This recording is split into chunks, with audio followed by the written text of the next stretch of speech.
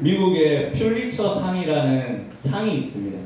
그 상은 언론, 예술, 문화음악, 그리고 기자들의 노벨상이라고 불릴 만큼 권위가 있고 굉장히 명예가 있는 상입니다. 그래서 누구든지 우리는 처음 들을 수도 있지만 저도 잘 모릅니다. 퓰리처상. 이렇게 퓰리처상을 듣게 되었는데 이 퓰리처상이 굉장히 기자들에게 한 번쯤은 꼭 받고 싶은 그러한 정말 명예로운 상 중에 하나입니다. 어떤 사람이 이제 아프리카 수단에서 기자 생활을 했습니다. 그리고 많은 사진을 찍었는데 그 사진 하나가 퓰리처상을 받게 되었습니다. 그 상이 어떤 사진이었냐면 한 소녀가 이렇게 웅크리고 있습니다. 아프리카는 굉장히 가난하고 정말 못 사는 나라 중에 하나잖아요. 그래서 그 수단이란 그 나라도 그 소녀가 급식소를 향해서 걸어가고 있는 그 장면이었습니다. 그 사진에 보면 그 어린 소녀가 이렇게 완전히 해골밖에 없는 그 뼈밖에 없는 그런 몸을 가지고 웅크리고, 그러니까 다리하고 몸하고 완전히 머리하고 이렇게 땅바닥에 완전히 웅크릴 정도로 그렇게 웅크린 상태이며 그 뒤에는 보면 대머리 독수리가 이렇게 앉아있는 사진입니다. 그래서 이 사진이 퓰리처상을 받게 되었습니다. 근데 이 사진이 이제 아프리카의 가난과 어려움과 힘든 것을 정말 직설적으로 보여줄 수 있는 그런 사진이었지만 한편으로는 욕을 굉장히 많이 얻어먹었습니다. 왜냐하면 그 사진 작가는 그 소녀를 도와주지 않고 그냥 왔기 때문에. 그래서 그 소녀의 생사를 알 수 없는 대머리 독수리가 왜 그 소녀 뒤에 있겠습니까? 그 아프리카에 얼마나 먹을 게 없겠습니까? 그래서 독수리들도 사람이 죽으면 뜯어먹습니다. 그 대머리 독수리도 기다리고 있었다는 것입니다. 근데 그 기자는 사람들에게 아무도 만나지 말고 아무도 접촉하지 말고 아무것도 하지 마세요. 왜냐하면 병을 옮길 수 있기 때문에. 그래서 그 기자는 아무것도 하지 않았습니다. 그냥 사진만 찍었습니다. 그래서 그 사진이 대박이 터져서 퓰리처라는 상을, 명예로운 상을 받게 되었습니다. 그 상을 받고 나서 많은 칭찬과 많은 박수가 쏟아졌지만 한편으로는 그 사람이 굉장히 욕을 많이 얻어먹었습니다. 왜 도와주지 않았는가? 왜 그 사람은 사진만 찍고 아무것도 하지 않았는가? 우리는 때로는 이 사람처럼 정말 어쩌면 우리가 원하는 것을 이루기를 급급하는 삶을 살지 모릅니다. 우리가 원하는 것, 우리 자녀에게 1등만 하면 돼. 너가 좋은 직장만 가면 돼. 너가 원하는 꿈만 이루면 돼. 너가 힘들어하는 자들을 돌아볼 필요가 없어. 연약한 자들을 그들을 손잡아 줄 필요가 없어. 왜냐하면 너는 더 좋은 연봉, 더 좋은 나은 직장을 향해 가면 돼. 더 좋은 대학을 향해 가면 돼. 어쩌면 이 기자처럼 퓰리처 상을 받기만 하면 그만이지. 그 상만 내가 받고 명예로운 삶을 살면 그만이지. 어쩌면 이 모습이 우리의 모습일 수 있다는 사실입니다. 오늘 제목은 두 가지의 삶입니다. 제목이 뭐라고요? 두 가지의 삶입니다. 안타까운 것은 이 기자가 그러한 공격을 받고 그러한 비난을 받고 몇 개월 뒤 목숨을 끊었습니다. 자살을 했다는 것입니다. 결국에 그 모든 비판과 그런 어려움들을 감당하지 못하고 가장 명예로운 기자로서의 가장 명예로운 상을 받았지만 그 상을 자기의 목숨과 바꾼 일이 일어난 것입니다. 주님께서는 우리에게 말씀하십니다. 육신의 삶과 성령의 삶이 있다라고 말씀을 통해 말씀하고 계십니다. 오늘 말씀에 보면 예수님이 수많은 사람들을 앉혀놓고 가르치다 보니 해가 저물고 또 이들이 굶주린 그 상황 가운데 주님께서 이들을 배불리한 사건이 나옵니다. 하지만 그 앞서 성경을 찾아보면 헤롯 왕이 나옵니다. 헤롯 왕은 모든 것을 가진 자입니다. 명예도, 돈도, 권력도, 자기가 원하는 그 아내도 가졌습니다. 그 아내는 자기 동생의 아내였습니다. 자기 동생의 아내를 가진 것은 제대로 행동한 것입니까? 안 행동한 것입니까? 그것은 정말 잘못된 것입니다. 왕이라도 용서받을 수 없는 것입니다. 근데 세례요한이 그것을 지적했습니다. 그것이 옳지 않다라고, 그것이 맞지 않다라고 그것을 지적했습니다. 그래서 이 헤롯이 그것을 듣고 못 참고 이 세례요한을 옥에 가뒀다는 사실입니다. 그 옥에 가두고 이 세례요한을 함부로 대할 수 없어서 거룩한 자이고 하나님의 말씀을 전하는 자이고 자기가 뭔가 찔림이 있어서 함부로 대할 수 없이 감옥에 그냥 두었습니다. 근데 자기 동생의 아내, 그러니까 처제지요. 그 처제를 아내로 맞이했는데 이 처제는 정말 독한 사람입니다. 그 아내가 되어가지고 세례 요한을 죽이기 위해서 호시탐탐 타이밍을 잡고 있었습니다. 어떠한 사건을 잡고 있었습니다. 그래서 이 세례 요한을 죽이기 위해 노리던 중에 헤롯의 그 생일 잔치가 되었습니다. 우리 한번 읽어보겠습니다.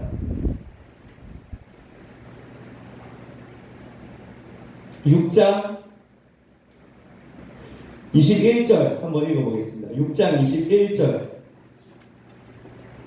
오늘 말씀 6장 21절 우리 다 함께 한번 읽어보겠습니다.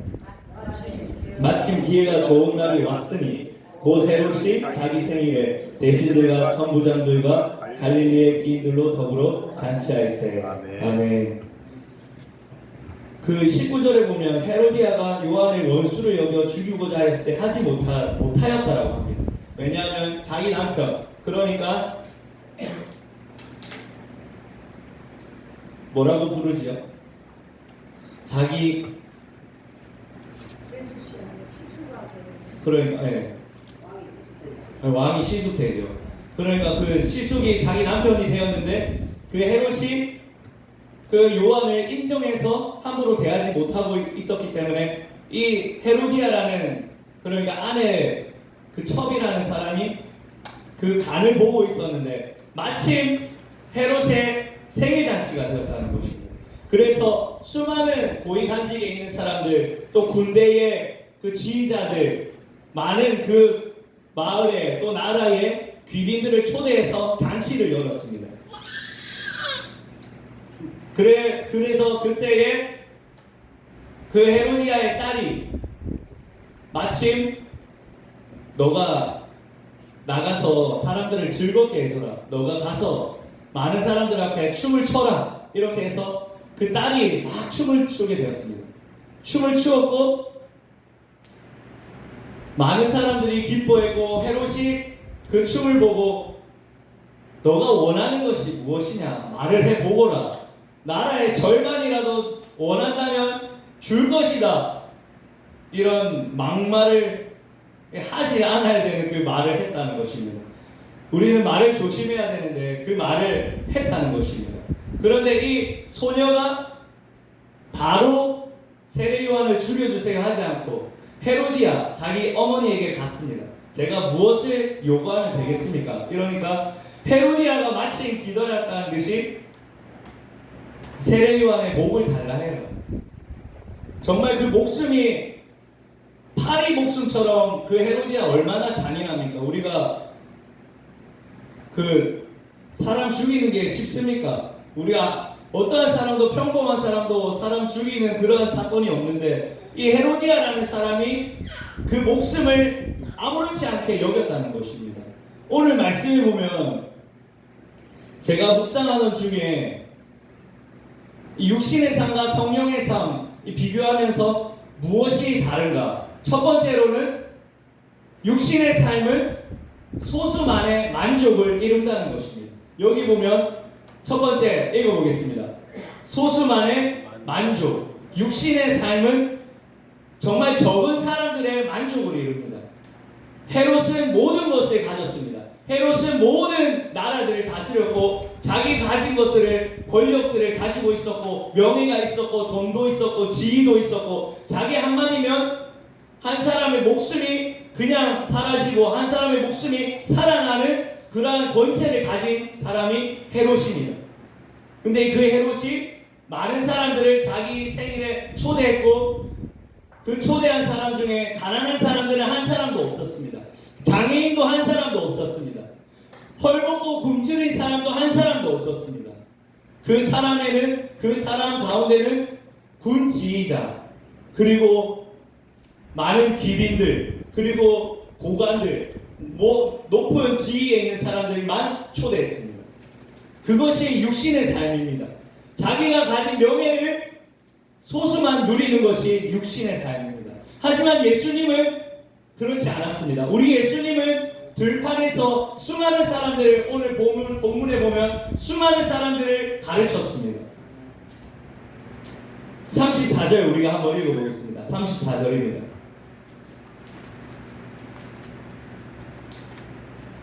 육장을 계속 펴 놓아주시면 감사하겠습니다. 34절 예수께서 나오사 큰 무리를 보시고 그 목자 없는 양 같음으로 인하여 불쌍히 여기사 이에 여러 가지로 가르치시더라. 아멘. 네. 주님께서는 이제 사역들을 하고 나서 또 보니까 큰 무리가 있었는데 목자 없는 양같이 불쌍히 여겼다라는 사실입니다. 목자 없는 양이 얼마나 위태합니까? 얼마나 불안합니까? 언제 늑대나 사자가 물어갈지 모르는 그 위험한 상황 가운데 있습니다. 양은 목자가 가면 어디로 나아갈지 모르는 그 위기 가운데 있습니다. 자기가 풀을 찾아서 뜯어 먹을 수 없고, 그 목자가 없으면 그 어떠한 위기 가운데서도 건짐을 받을 수 없습니다. 예수님은 자기의 그 명예를 하나님 보좌 앞에 다 내려두고 이 땅 가운데 오셨습니다. 헤롯보다 그 지위가 높지만 그 예수님은 모든 지위를 뒤로하고 목자 없는 양같이 그 영혼들을 불쌍히 여겨서 이 땅 가운데 오셨습니다. 저와 여러분들을 위해서 오셨습니다. 성령의 삶은 그런 것입니다. 명예를 가진 것은 그 명예를 가지고 소수만 누리는 것이 아니라 많은 영혼들을 위해서 쏟아붓는 것입니다. 예수님의 삶처럼 예수님이 만왕의 왕이시고 헤롯보다 더 높은 왕이시지만, 모든 것을 다스리는 왕이시지만, 모든 것을 하나님의 보좌 우편에 두고 이 땅 가운데 오셨습니다. 나 한 사람을 살리기 위해 내 영혼을 불쌍히 여겨서 목자 없는 양같이 내가 허덕이고 굶주리고 헤매이기 때문에 오셨습니다. 주님은 그 명예를 가지고 헛되이 사용하지 않았습니다. 헤롯처럼 높은 사람들만 초대하지 않았습니다. 자기들을 인정하는 군 지휘관들, 자기만 인정하는 기민들, 많은 것들을 가진 권력자들만 초대하지 않았습니다. 예수님은 목자 없는 양같이 허덕이는 불쌍한 자들을 만나셨습니다. 장애인들, 굶주린 자들, 외면당하고 소외받는 자들을 만나셨습니다. 그것이 우리가 나아갈 우리의 모습입니다. 성령의 삶은 우리의 가진 것으로 우리만 즐거운 것이 아니라 다수의 만족을 위해 우리가 나아가는 삶입니다. 예수님처럼 자기가 희생하며 자기가 헌신하며 자기가 모든 것을 잃어버릴지라도 자기는 십자가에 못 박히고 한 사람을 살릴 수만 있다면 주님께서는 그 길을 가는 것이 우리 예수님의 모습입니다. 우리 또한 예수님을 믿는다면 우리 이 모습을 닮아가야 합니다. 우리가 원하는 사람, 우리를 인정하는 사람만, 우리가 만날 수 있는 사람만, 내 것을 가지고 나를 칭찬하고 나에게 박수치는 사람만 우리가 만나는 것이 아니라 정말 힘들고 어렵고 가난하고 정말 인생에 어디로 나아갈지 모르는 그러한 삶을 우리가 만나줘야 합니다. 예수님께서 만나주셨듯이, 저와 여러분들 찾아오셨듯이 우리는 그러한 삶을 선택해야 합니다. 우리 27절부터 28절 말씀 한번 함께 읽어보겠습니다. 27절, 28절입니다. 함께 읽습니다. 왕이 곧 쉬병 하나를 보내어 요한의 머리를 가져오라 명하니 그 사람이 나가 옥에서 요한의 목 베어 그 머리를 소반에 얹어다가 소녀에게 주니 소녀가 이것을 그 어머니에게 주니라. 아멘. 참으로 안타까운 일이지요. 세례 요한이 광야에서 그 야생 벌꿀을 먹으며 낙타 토론만 있고 그 가난한 삶을 선택하며 청빈한 삶을 선택하며 주를 위해 살았지만 그 결론은 목베임 당한 그 안타까운 그 순교자의 모습을 보게 됩니다. 육신의 삶은 이와 같습니다. 이 헤롯이 정말 명예로운 지위를 가지고 있고 왕이라는 그 직책을 가지고 있고 수많은 것들을 누릴 수 있지만 그곳에 누가 있었다고요? 가난한 자들이 없었습니다. 그곳에 헐벗고 굶주린 자들이 없었다고 말합니다. 제 말이 아니라 여기 보면 21절 마침 기회가 좋은 날이 왔으니 곧 헤롯이 자기 생일에 대신들, 천부장들, 갈릴리의 기인들 이렇게만 기록하고 있습니다. 그런 자들만 모집해서 잔치를 열었고 그 소수 인원만 기뻐했습니다. 더 나아가서 육신의 삶에 완전히 사로잡힌 세상의 영에 완전히 사로잡힌 이 헤로디아라는 자기가 동생을 정말 그 아내를 취해서 동생의 아내를 취해서 빼앗은 그 헤로디아의 그 육신의 삶에 묶인 세상 영에 악한 영에 다스림 받는 그 헤로디아라는 그 아내를 통하여 더 소수만 기뻐하는 사건이 일어나는 것입니다. 그것이 무엇입니까? 그 잔치만 연 것이 아니라 하나님의 거룩한 자, 하나님의 말씀을 전하는 자, 하나님의 사랑하는 자 세례 요한을 죽여버렸습니다. 그것은 헤로디아 자신만 기뻐하는 일입니다. 육신의 삶은 더 소수만 더 집중하게 만듭니다. 우리가 세상 영을 쫓아가면 화려한 것 같고 괜찮은 것 같고 멋있는 것 같지만 소수만 즐거울 뿐입니다. 소수만 만족을 이룰 뿐입니다. 혼자만 기뻐할 뿐입니다. 하지만 예수님은 그렇지 않았습니다. 예수님은 들판에 앉아서 굶주리 가운데 있는 자들에게 우리에게 무엇이 있느냐? 아무것도 없습니다. 우리가 주님 사 먹게 할까요? 아니다. 너희가 먹을 것을 주라. 이렇게 했을 때 우리가 아무것도 없습니다. 그럴 때 어떠한 사람이 보리떡 5개와 물고기 2마리를 예수님 앞에 가져오지 않습니까? 그 적은 것으로 50명, 100명, 3, 4, 5만 앉아가지고 예수님이 감사함으로 축사기도하며 그것을 나눴을 때에 그 적은 것이 적어 보였지만 결코 적은 것이 아니라 남자만 5,000명을 배불렸다는 사실입니다. 성령의 삶은 이와 마찬가지입니다. 적은 것처럼 보이지만 적은 것이 아닙니다. 그 적은 것이 주님 은혜로 주님께서 하시면 많은 사람들이 배부르게 된다는 것입니다. 우리의 한 사람의 적은 기도가 아무것도 아닌 것처럼 느껴지지만 우리의 작은 기도가 나를 살리는 것입니다. 우리의 작은 기도가 가정을 살리는 것입니다. 우리의 작은 기도가 자녀를 살리고 우리의 작은 기도가 이 나라 이 민족을 살림을 확신합니다. 우리는 기도의 능력을 아는 사람인 줄 믿습니다. 주님은 그 작은 것, 헤롯은 수많은 것들을 가졌지만 적은 사람만 만족을 이뤘습니다. 하지만 예수님은 적은 것을 가지고 수많은 사람들이 만족을 이루게 하셨다는 것입니다. 하나님이 세상을 이처럼 사랑하사 예수님 그 한 분을 십자가에 못 박으심으로 그 어떠한 사람도 멸망에 이르지 않고 영생을 얻게 하려 하십니다. 예수님의 그 한 사람의 목숨을 통하여 수많은 자들이 배부르게 된다는 것입니다. 수많은 자들이 만족을 이루는 것이 주님의 방법인 줄 믿습니다. 우리는 어떻습니까? 우리 자녀에게 육신의 삶을 가르칩니까? 아니면 성령의 삶을 가르칩니까? 1등만 하는데, 좋은 직장만 가는데, 좋은 대학만 가는데, 좋은 연봉만 가는데, 좋은 여자, 좋은 남자만 만나는데 우리는 이러한 것에 넘어서야 합니다. 연약한 자를 돌아볼 줄 알아야 돼. 너가 힘들지만 더 힘든 자들을 위해 기도할 줄 알아야 돼. 너가 지금 비록 지치고 힘든 상황 가운데 있지만 주님께서 너를 통하여 하실 일을 기대해. 성령의 삶은 이와 마찬가지입니다. 우리는 성령의 삶을 쫓아가야 될 줄 믿습니다. 두 번째로 읽어보겠습니다. 두 번째로 죽음. 육신의 삶은 죽음을 요구합니다. 그리고 성령의 삶은 무엇을 요구합니까? 생명입니다. 생명은 주어지는 것이죠. 하지만 죽음은 빼앗아가는 것입니다. 생명은 하나님으로부터 오는 생명이고 죽음은 결국에 육신의 종에 매여서 살다가 결국 죄 결과는 사망이라고 말씀합니다. 욕심이 잉태한 즉 죄를 낳고 죄가 결국에 자라나서 사망을 이룬다는 것입니다. 헤롯을 보십시오. 그 아내를 얻기 위해 그 동생 빌립을 함부로 대하고 그 아내를 빼앗았지만 그 삶을 보십시오. 왕의 자리에 앉았지만 그 비참한 삶을 보십시오.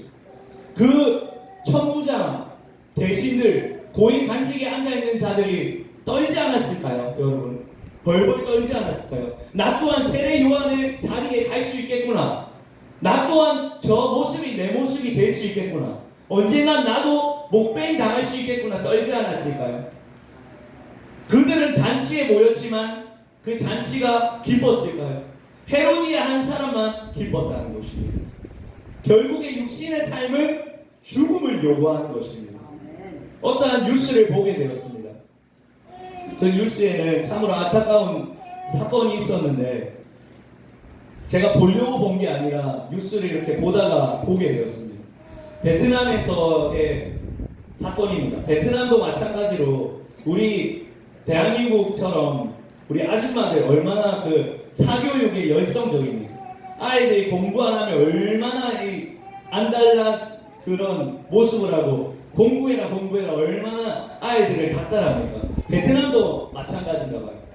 베트남에 어떤 일이 있었냐면 한 학생이 공부를 하고 있었는데 새벽 3시까지 공부하고 있었습니다.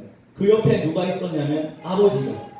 몇 시라고요? 새벽 3시. 잠도 안 재우고 그 아들이 보니까 공부하는 곳이 거실이더라고요. 아버지는 소파에 앉아있고 아들은 저기 책상 바로 보이게. 그리고 그것도 모자라 CCTV까지. 아들이 정말 공부하는가, 자기가 없을 때 공부하는가 안 하는가. 얼마나 이게 안타까운 일입니까? 근데 더 안타까운 것은 그 아들이 그 아버지가 보는 앞에서 그 아파트가 28층인데 28층에서 보는 앞에서 창문으로 뛰어내렸습니다. 유서를 써놓고 그 아들이 얼마나 힘들었겠습니까? 정말 명문 고등학교더라고요. 육신의 삶은 이와 마찬가지입니다. 아들이 정말 잘 되길 원했지만 그것은 아들을 원하는 삶이 아닙니다. 아들의 인격과 상관없이 아버지가 원하는 대로 이끌었습니다. 아버지가 원하는 대로 그 욕심대로 이끌었습니다. 그것은 육신의 삶입니다.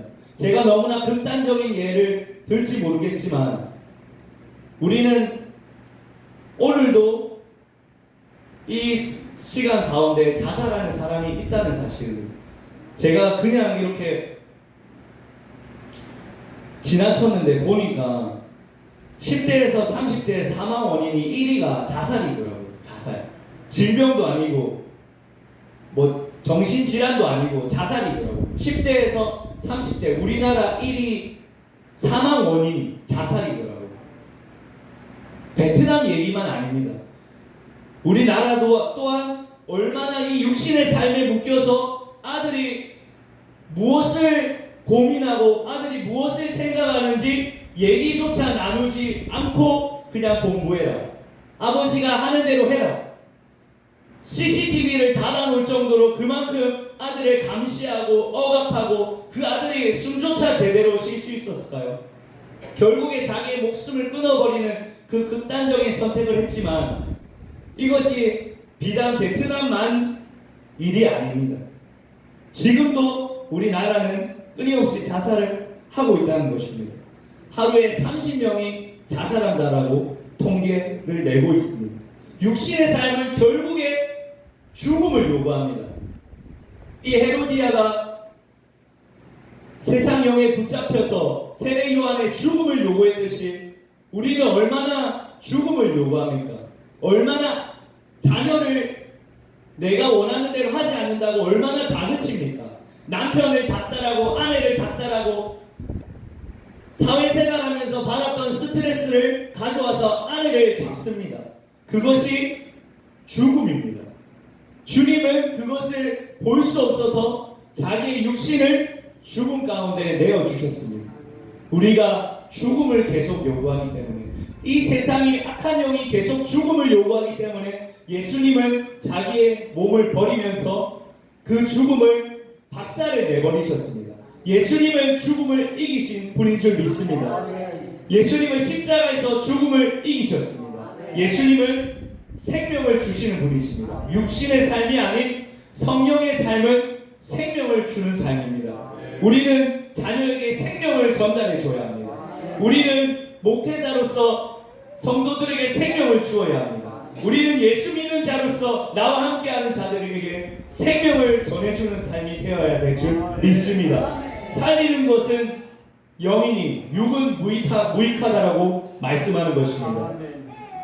오늘 말씀처럼 40절 말씀 한번 읽어보겠습니다. 마가복음 6장 40절 말씀.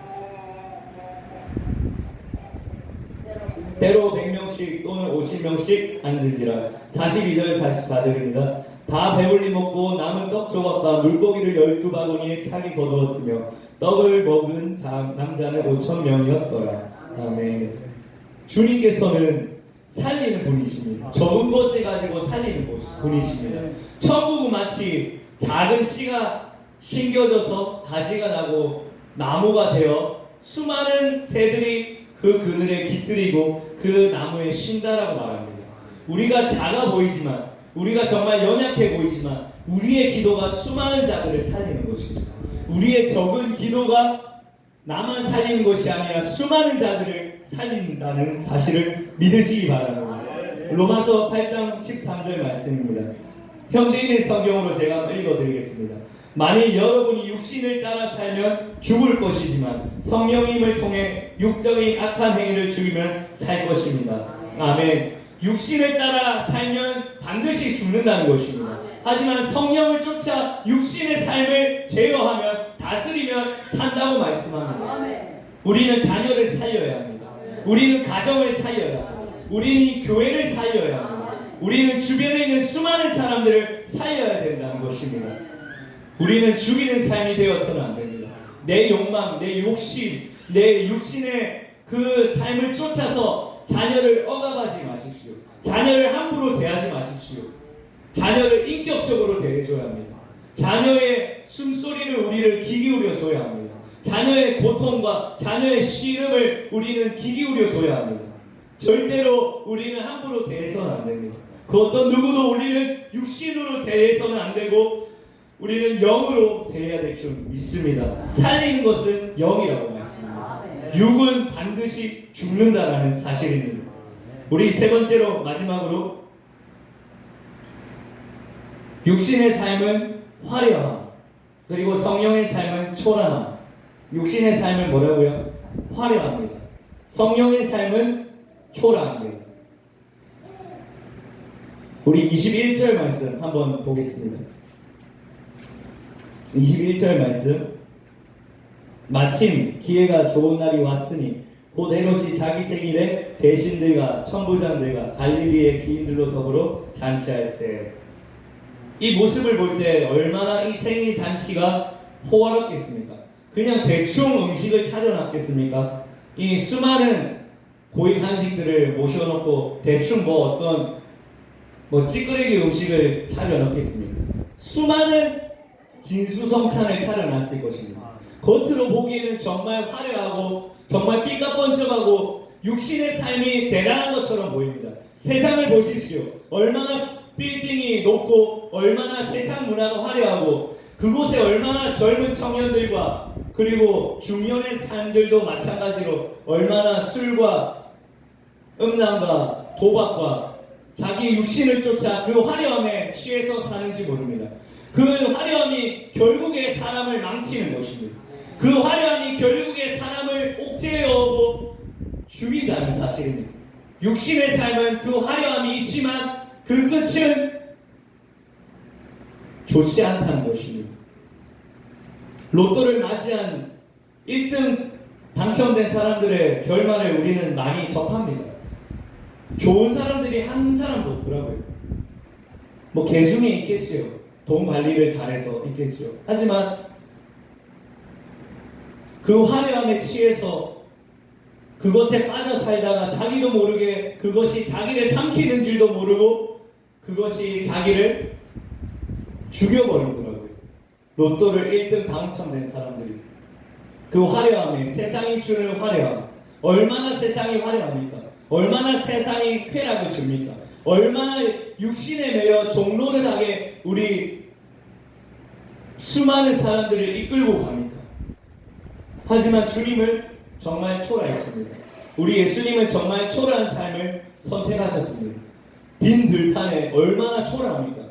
헤롯 왕이라는 사람은 궁에서 수많은 높은 사람들과 함께 진수성찬을 차려놓고 부어라 마셔라 하는데 우리 예수님은 그 들판에 굶주린 자, 헐벗은 자, 소외받은 자, 장애인들, 찌질이도 가난한 자들을 모아두고 가르치고 그들과 함께 하셨습니다.